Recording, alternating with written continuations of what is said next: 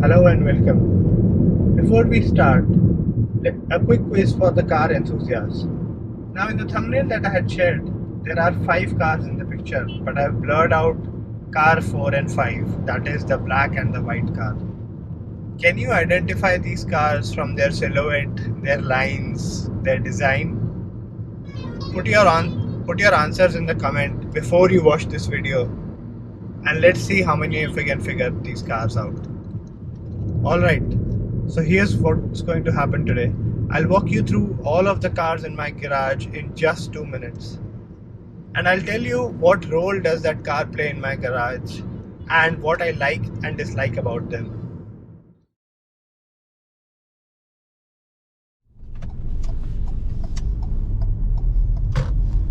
Okay, so let's start with the most reliable car in the garage. The 2018 Ford EcoSport. And this is the most used vehicle in our garage, and that's because of 3 reasons. One, this has the most usable rear seats, so anytime that there are 4 or 5 people traveling, this is the preferred car. 2, this also is the most reliable. In the last 4 years that I've owned it, only 2 things have gone wrong. One is the rear lights bulb that was replaced for $100, and an oxygen sensor that was replaced under warranty. Apart from that, it has been very reliable. Third, this is the only car that we have that does not have a turbo. So if you have to go somewhere quickly, or you have to go stop at a lot of places, grocery shopping, getting a few things, this is the car where you don't have to idle. So I usually idle my turbo cars for a minute after I start them, and for a minute before I shut them down. Nothing like that required in the Ford EcoSport. So that's what I like about it. What I dislike about it is, first, its power isn't as much. So if there are 3 or 4 people in the car and their luggage, you have to rev the engine, you have to downshift, and still that power isn't there. It takes a lot of while to build speed, and then if you have to slow down, all the exercise starts again. And though the engine sounds good, it gets a little bit loud for the passengers, especially if you have to rev it out again and again. That's one. The other thing that I do not like about it as much is the ride quality. Now, Ford has chosen a stiffer suspension setup, and it helps in the handling, but low speed ride, especially in the city, is very, very stiff. The third thing that I do not like about it as much is the engine and gearbox tuning in the city is perfect. I think it's better than the Polo with the DSG, because the DSG has that initial bit of hesitation. But out on the highway, the paddle shifters are almost useless. The time it takes to shift is very high, downshift or upshift. Look at it, I'm in 6th, 5th, 4th. Almost I can get my hands back up to here till the gear shifts. Now, gear shifted. So there is a lot of lag before the gear actually shifts. Overall, we plan to retain this car at least in the short term, but I would have liked it to have a little bit more power.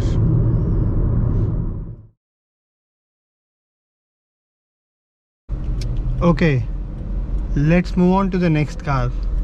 This is a 2015 Polo GT TSI, which means it's matched with a DSG gearbox. Now this is a car that I drive the least, and that's because of a lot of reasons which you can actually click on this pop-up video to understand why I don't like my GT TSI as much. However, this is a car that my parents use the most for all the grocery shopping, all of those things. What do I like about this car? First and foremost, the acceleration. Now if you are in the mood for it, this car still accelerates really well. and it will put a smile on your face if you are in the mood for it. The other thing that we like about the Polo is its small size. So for all the Sunday shopping or the grocery runs, this is the default car for my parents. They really like the small footprint of the Polo. Now moving on to the things that I don't like about this car. Now we have only done 26,500 kilometers in 8.5 years we've had this car. But still it's running on its 4th set of brake pads, 2nd set of brake discs and 2nd set of suspension. The servicing costs are very high, and even the small things are very expensive to replace. For example, the rear window winder was 9,000 rupees for the Polo, but it was just 2.1k for my Avventura Abarth. The second thing that I don't like about it is this DSG gearbox. They are unreliable, and you always feel that there is a sword hanging on your neck. Even though we haven't run this car much, that risk always puts a doubt in your mind. The third thing that I don't like about this car is the rear seat space. It's too small for adults, and which is why the only time this car is driven is when there are 1 or 2 people in the car. Overall, even though my parents aren't very keen, I would like to replace this with an EV, and the market currently does not have good hatchbacks that are EVs. The Tiago or the Comet don't seem like an upgrade after the Polo, so that's what we are waiting for. Okay, let's move on to the next car.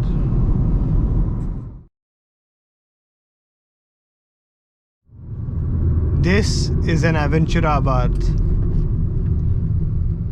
It has the 1.4 liter turbocharged engine producing 140 bhp and 210 Newton meter of torque. This is a 2015 manufactured car.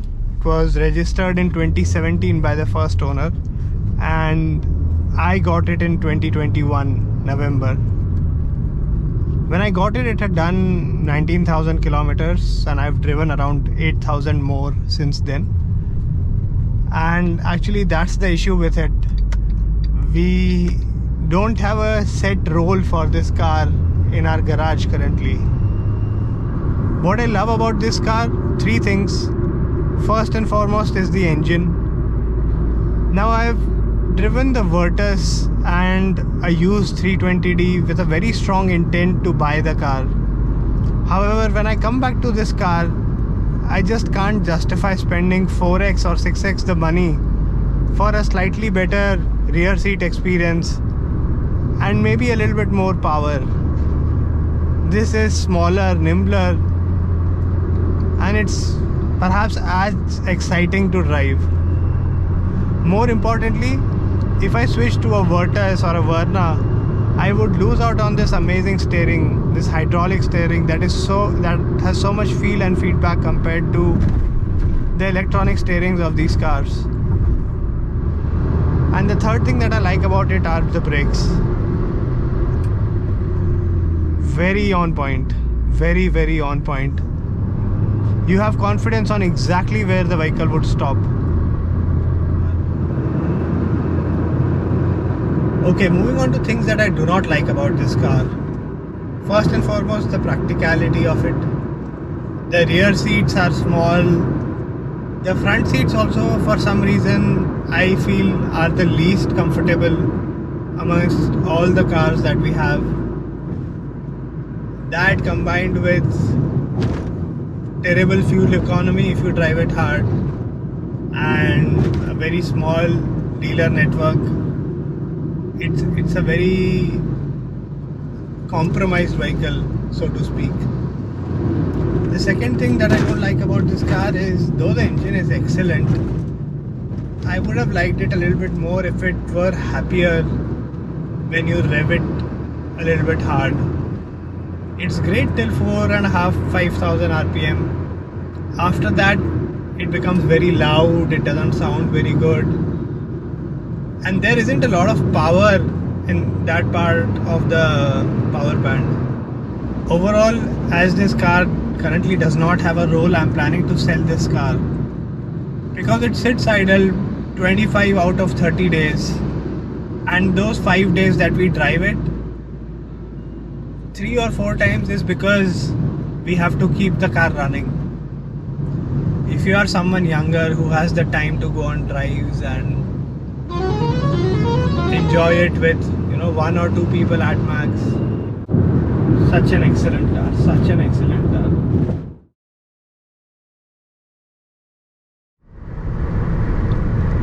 Okay, so let's move on to the next car. This is a 2010 Chevy Cruze diesel manual. We got this one new, and this engine makes 150 horsepower and 327 Newton meter of torque. This car was the default road trip car for the first 12 years of its life. What do I like about this car? First and foremost is the engine. This has a big turbocharger mated to it. So what that means is, initially there's a lot of lag, but once you cross that RPM range, this thing pulls like a locomotive. And that brings me to the second thing that I like about this car. It's very, very relaxing to drive. When you have a car this fast, you don't have to worry about others or boy racers or people who are trying to compete with you. You just wait for the road to open up and then overtake them as if they were sitting ducks. The third thing that I like about this car is that it has been very reliable. For the first 12 years, this car had zero issues, absolutely no issues at all. Later, it started developing some electronic gremlins, but again, the engine has been super reliable, touch wood. What do I not like about this car? First, as you can guess with most of our cars, the rear seat experience isn't great. The legroom is bad, the headroom is bad, the underthigh support is not great.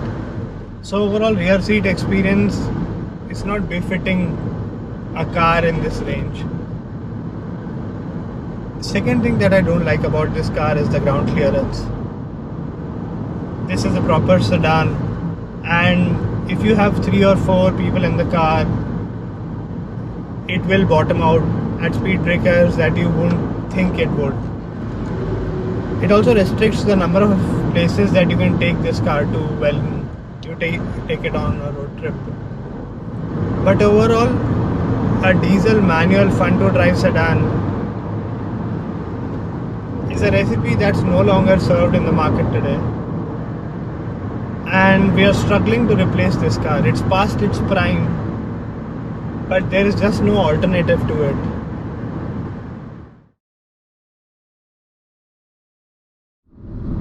Okay, so let's move on to the next car, my favorite car in the garage. This is a 2009 Fiat Linea Emotion Multijet. This is a car that I got in 2017, and it had done 65k kilometers till then. Right now it's sitting at 110k. This is powered by a 90 bhp multijet engine that makes around 200 Newton meter of torque. This car has seen everything. I have taken this car to Bhutan. I have taken this to an autocross rally, and there have been a lot of days where I've driven this car 150 kilometers every single day for a lot of time, and this has just chugged along. What I like about this car, first and foremost, is the sitting position. The steering, the gear lever, the handrest, and the seats. It's set up so well, and it might not suit everyone, but if it suits you, this feels like you are sitting on a sofa and chilling. This also has the best steering I have ever seen in any car. It's better than the Abarth. It's very chatty, very communicative. It gives you company on long road trips. It keeps on telling you about the road, what's happening with the tires. It keeps talking to you. And the third thing that I like about this car is its ride quality. Below speeds of 100 kph, this is the best riding car that I've ever seen. The Cruze is perhaps better above 100, and there are other cars as well that are more stable above 100, but below 100, no competition. This thing absorbs everything, and it remains stable, and it handles well.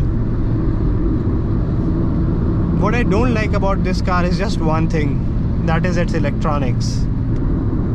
This being an Italian, its electronics are very iffy. The tachometer shows 1000 RPM less. The odometer is not showing anything properly, and the rear windows don't work. And all of this is after fixing all of these issues every single year. Overall, this car feels a little bit tired today, and logically I should sell this car. I just can't find the heart to do that. I love this car the most, and usually I drive at a pace that is higher than the average, but in the Linea I'm relaxed. I drive calmly, I don't worry about unruly drivers, all of those things. It's something magical in this car. I'm not sure how the Italians do it, but you have to own an Italian car to understand this. That's it then. This is my garage. 5 cars. 2 cars that are beaters and do the regular work. 1 car that is in search of a role. And 2 cars that are past their prime but are perhaps the best cars in our garage. That's it from my end in this video. Let me know your thoughts on this garage and whether you would like to see my dream garage and how I plan to build it. Thanks for watching.